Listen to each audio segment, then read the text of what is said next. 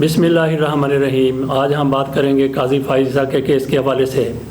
काजी फाइज ईसा की जो उनके हक़ में अपील पर फ़ैसला हुआ था वो उसके ख़िलाफ़ भी हुकूमत कोर्ट में गई है और उसके हवाले से बड़ी डेवलपमेंट हुई है।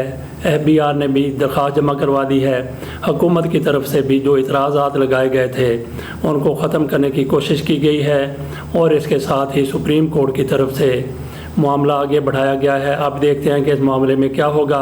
मुझे ये लगता है जिस तरीके से हालात सामने आ रहे हैं, जिस तरीके से ख़बरें सामने आ रही हैं, काजी फाइज साहब फंस गए हैं और उनको फंसाने वाला कौन है, इस हवाले से हम बात करेंगे साजिद खान साहब से। जी साजिद खान साहब। काजी फाइज ईसा साहब के बारे में आपने बात की है। असल में काजी साहब का केस काजी साहब ने खुद ख़राब किया।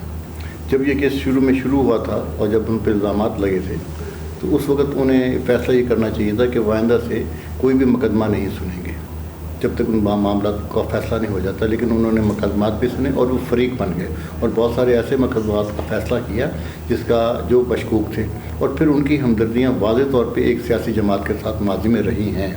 और फिर ये भी देखने वाली बात है कि हमारे मीडिया के अहम लोगों ने उनकी मदद की, उन्हें बावर नहीं करवाया कि काजी साहब आप अखलाकी तौर पे एक जज की हैसियत से ऐसे मामलों पे गौर अफशानी ना करें।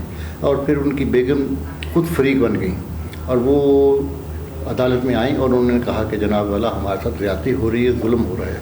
जबकि उनकी बेगम के आने की वजह से काजी साहब का केस इसलिए और ख़राब हो गया कि उन्होंने उन मामलात के ऊपर कोई सफाई पेश नहीं की जो उन पर इल्ज़ामात लगे थे।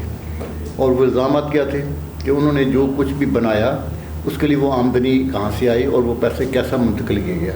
उन्होंने जो वजूहात बयान की थी अपने पैसे की मुंतकिली की, वो ये थी कि बच्चों के तालीम का मामला, जबकि तालीम का मामला तो एक तरफ रहा, उस आमदनी को इस्तेमाल किया गया फ़्लैट ख़रीदने के लिए।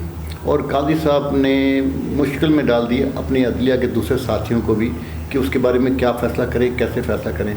अब क्योंकि एक दफ़ा तो फ़ैसला हो चुका है कि अगरचे 4 जज ख़िलाफ़ थे उनके, 6 जज उनके हक़ में थे, लेकिन वो फ़ैसला मुकम्मल तौर पर अभी तक नहीं आया।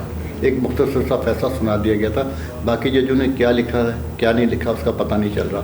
बहरहाल अब पाकिस्तानी हुकूमत ने एक दफ़ा फिर काजी साहब के फ़ैसले जो उनके हक़ में फ़ैसला हुआ था उसके ख़िलाफ़ अपील दायर की और वो मेरा ख्याल है आने वाले दिनों में उस अपील के बारे में फ़ैसला हो चुका है और उस पर एक बेंच बैठेगा और दोबारा देखेगा।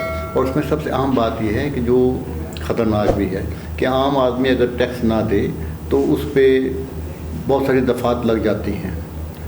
अब काजी साहब के ऊपर सबसे बड़ा मुकदमा यही है कि उन्होंने अपनी आमदनी पर टैक्स नहीं दिया। उनका दावा यह है कि हमने टैक्स दिया है, लेकिन जो आमदनी जो उन्हें बाहर रकम मुंतकिल की वो कैसे आई, पहली बात। और दूसरा ये कि उस पर टैक्स क्यों नहीं अदा किया गया। और ख़तरनाक बात यह है कि इस वक्त जो पाकिस्तान पे बहुत सारी पाबंदी हैं, उनमें बुनियादी चीज़ ये है कि यूरोपियन यूनियन और बैनुल-अक़वामी अदारे जो हैं वो कहते हैं कि जनाब मनी लॉन्ड्रिंग के ऊपर कार्रवाई की जाए। और काजी साहब का मामला भी मनी लॉन्ड्रिंग के अंदर आता है और ये इंतहाई ख़तरनाक चीज़ है। आपने कहा जी कि काजी फाइज ईसा साहब को बेंच में नहीं बैठना चाहिए या उनको जज के तौर पे काम नहीं करना चाहिए जब तक फ़ैसला नहीं आ जाता।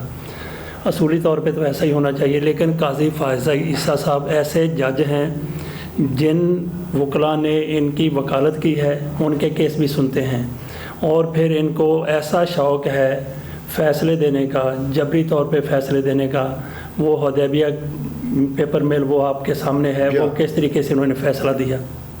बिल्कुल बिल्कुल, वो सबसे मुतनाज़ा फ़ैसला है इनका और जिसमें वाज़ेह तौर पे पता लगता है कि ये फ़रीक भी बन गए और इन्होंने एक पार्टी को ख़ास रियायत भी दी है।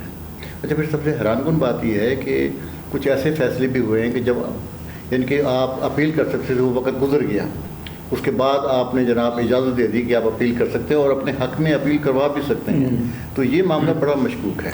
अच्छा, ये तो देखें, ये काजी फाइज ईसा साहब और हमारे कई दूसरे जज भी हैं, जब वो फ़ैसला देने पर तुल जाएं, जैसे हमारे पंजाब हाई कोर्ट के कई जज थे जिन्होंने नवाज़ शरीफ के हक़ में, इस्लामाबाद हाई कोर्ट के जजों ने नवाज़ शरीफ के हक़ में, शरीफ फैमिली के हक़ में तुल के फ़ैसले दिए कि हमने इनकी फेवर में फ़ैसला देना ही है। ना कोई शर्म, ना कोई हया, बिल्कुल ना कानून का पास, ना कोई रवायत का पास, कि फ़ैसला देना है।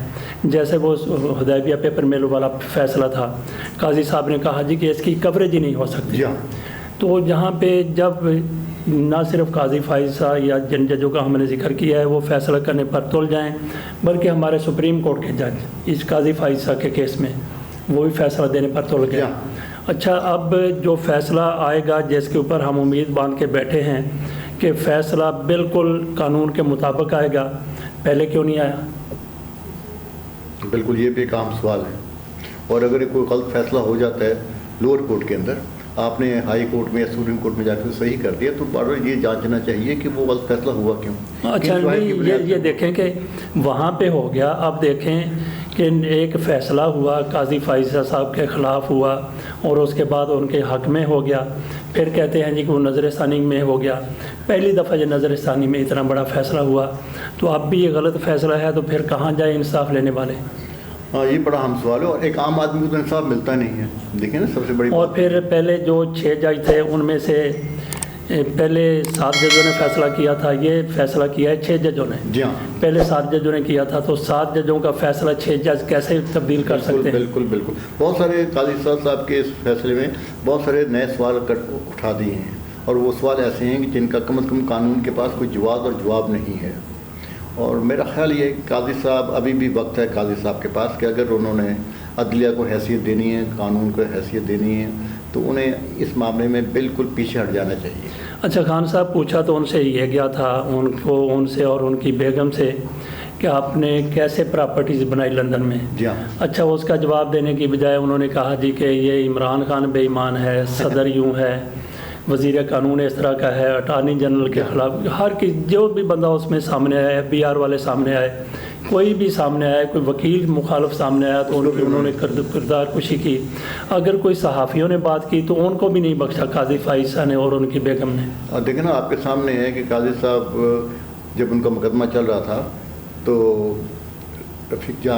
صدیق جان جو تھے ان کو بلایا گیا اور جس طریقے سے ان سے بات چیت کی، اور تکبر کی چوٹی پر، بالکل آپ نے بالکل صحیح کہا، تکبر کی چوٹی پہ تھے اور ابھی بھی وہ ہے۔ اور دوسرا معاملہ کچھ ہمارے ساتھیوں نے بھی خراب کیا سر، میڈیا کے کچھ لوگ جو ہیں جو ان کے ساتھ دوستی رکھتے ہیں، تو انہوں نے بھی ان کو کہا کہ جناب میڈیا آپ کا کیس جتا سکتا ہے، میڈیا کیس نہ جتاتا ہے نہ ہراتا ہے، وہ تو بیان کرتا ہے کہ کیا ہو رہا ہے کیا نہیں ہو رہا۔ اور سب سے بڑی بات یہ ہے کہ ہمارے کچھ ساتھی اس میں فریق بن گئے، اور جس میں ایک انٹرویو بھی ان کا ہوا، اور وہ انٹرویو میرا خیال ہے انہیں اخلاقی طور پہ نہیں دینا چاہیے تھا جب تک ان کا فیصلہ نہ ہو جائے۔ اچھا، وہ تو کہتے ہیں جی میں نے اپنے والد صاحب کے بارے میں ان کی پرموشن کے لیے جب وہ فوت ہو گئے ہیں اس حوالے سے انٹرویو کیا ہے اور انٹرویو دیا ہے۔ اب آپ نے خود ہی کہا جب ایک والد کی پرموشن کے لیے انٹرویو ہوگا، اس کا مطلب یہ ہے کہ والد میں دم کم نہیں تھا، انہوں نے ان کو دم لگایا ہے کہ جناب میرے بالکل اس میں کوئی شک والی بات نہیں ہے۔ قاضی فائزہ صاحب کے والد قاضی عیسیٰ کو قائد اعظم نے باقاعدہ ڈانٹا تھا فنڈز کی وجہ سے، اور پھر معاملات اس حد تک گئے تھے کہ بلوچستان کے کئی حصے جو پاکستان میں شامل ہونے چاہیے تھے، خاران وغیرہ، تو اس حوالے سے قاضی عیسیٰ صاحب وہ دوسری طرف تھے۔ بالکل وہ اپوزیشن میں تھے، انہوں نے کوئی مدد نہیں کی قائد اعظم کی اصولی اور اخلاقی طور پہ۔ اور دیکھیں اس میں نسیم حجازی صاحب، وہ بہت بڑے رائٹر، بہت بڑے پاکستانی، وہ بھی ان کی مخالفت کرتے رہے کہ یہ قاضی عیسیٰ یہ کیا بات کر رہے ہیں۔ اور دیکھیں سب سے حیران کن بات یہ ہوئی ہے کہ جب انہیں چیف جسٹس بنا دیا گیا بلوچستان ہائی کورٹ کا، وہ بھی ایک انہونا فیصلہ تھا۔ کبھی ایسے نہیں ہوا کہ ایک ورکنگ کلاس کا جج جو وکیل جو کام کر رہا ہے، ایک اچھا وکیل آپ اسے ایک دم چیف جسٹس بنا دیتے ہیں۔ ایک طرف سینیورٹی کے معاملے پہ آپس میں یہ بہت چیک پلیشز پائی جا رہی ہے، اور ایک طرف یہ ہے کہ آپ نے انہیں چیف جسٹس بنا دیا، اور اب جو نئی جنگ لڑ رہے ہیں وہ اپنے آنے والے دنوں میں کیونکہ ان کو پتہ ہے کہ انہیں چیف جسٹس بنایا جا سکتا ہے، وہ اپنی اس حق کے لیے لڑ رہے ہیں۔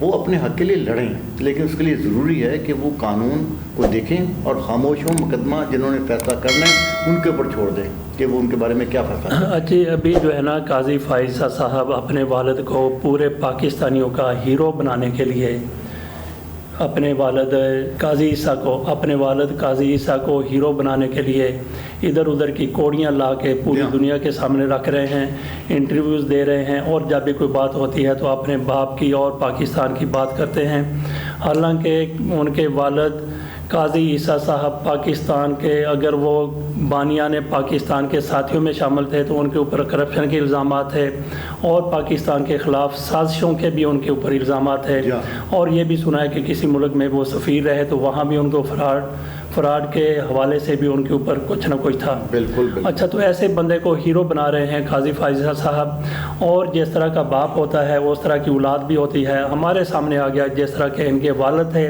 جو کچھ ان کے اوپر الزامات سامنے آ چکے ہیں وہی ان پر الزامات ہیں۔ اور اب دیکھیں، اب ان کی بیگم جو ہیں انہوں نے دوبارہ خط لکھا ہے جس میں انہوں نے اپنی صفائی پیش کرنے کی کوشش کی، اور عمران خان سے انہوں نے کہا ہے کہ مناظرہ کیا جائے۔ بھائی اس میں مناظرے کی کوئی ضرورت نہیں ہے، عمران خان فریق بھی نہیں ہے، سچی بات تو یہ، اس میں اس مقدمے میں فریق ہیں پاکستان کے عوام۔ اچھا، وہ عمران خان کے حوالے سے کہتی ہیں کہ اپنے ساتھ سے بھی میرے سامنے لاؤ، مناظرہ کرو۔ عمران خان سے سپریم کورٹ نے ان کے اساس سے پوچھے تھے، وہ جو ایفیڈرین عباسی صاحب انہوں نے کیس کیا تھا، اسی سپریم کورٹ نے جس نے جہانگیر ترین کو نااہل قرار دیا، میاں نواز شریف کو نااہل قرار دیا اور ان کو سزائیں بھی سنائیں، اسی سپریم کورٹ نے عمران خان کے اساس سے چیک کر کے کہا تھا کہ اس کے اساس سے درست ہے۔ تو ابھی قاضی فائزہ کی بیگم صاحبہ وہ کون سے اساس سے عمران خان کے چیک کروانا چاہتی ہیں؟ اگر قاضی صاحب نے یہ سمجھتے ہیں قاضی صاحب کے وہ حق پہ ہیں تو انہیں ایک تو اپنی سیٹ چھوڑ دینی چاہیے۔ سیٹ چھوڑنے کا مطلب یہ انہیں آئندہ کوئی مقدمہ نہیں سننا چاہیے جب تک فیصلہ نہ ہو جائے۔ وہ تو خان صاحب گلے پڑ گئے جب اسی عدالت کے ایک بینچ کے سربراہ نے کہا کہ آپ عمران خان کے کیس نہ سنیں۔ جی ہاں، بالکل بالکل۔ اصولی طور پر تو یہ تھا کہ جب آپ فریق بن جاتے ہیں تو آپ کوئی ایسی کام نہیں کرتے جس میں کسی شخص کو متاثر ہونے کی گنجائش ہو، اور قاضی صاحب کے لیے زیادہ بہتر یہ ہے کہ وہ اس وقت تک خاموش رہیں اور کسی قانونی اور اصولی کارروائی میں شریک نہ ہوں جب تک ان کا فیصلہ نہ ہو جائے۔ انصاف کے تقاضے پورے کرنے کے لیے کسی بھی جج کا با کردار، شفاف کردار والا، ایماندار اور دیانتدار ہونا انتہائی ضروری ہے۔ آپ ہماری عدلیہ کے ججوں کو دیکھ لیں کہ کون سا جج ہے جس کے اوپر الزامات نہیں ہیں، جس کے دوسروں کے ساتھ رابطے نہیں ہیں، کس نے قانون کو پوری طرح فالو کیا ہے۔ آپ کو بہت سے جج ایسے نظر آ جائیں گے جو رشوت لیتے ہیں، بدعنوان ہیں، بے ایمان ہیں۔ جب وہ جج نہیں تھے تو اس وقت وہ کیا کرتے رہے، وہ سارا کچھ آپ کے سامنے ہے۔ اس کے باوجود ہماری یہ دعا ہے کہ اللہ تعالی ہماری عدالتوں میں جو جج موجود ہیں وہ کسی بھی وجہ سے اس منصب پر آ گئے ہیں تو اب وہ قاضی ہونے کا حق ادا کریں۔ قاضی فائز صاحب جس طریقے سے حکومت کے خلاف کھڑے ہو گئے ہیں، اپنے ساتھی ججوں کے خلاف باتیں کرتے رہے ہیں اور اب بھی کر رہے ہیں، ان کو اپنی جیت کے علاوہ کچھ نظر نہیں آتا۔ اپنی جیت کے علاوہ وہ کسی چیز کو قبول کرنے کے لیے تیار نہیں ہیں۔ ان سے پوری قوم کا بس ایک ہی مطالبہ ہے کہ آپ اپنے اثاثے جو آپ نے بنائے ہیں اس کی منی ٹریل دے دیں، معاملہ ختم۔ اس کے ساتھ ہی اجازت دیجیے، اللہ حافظ۔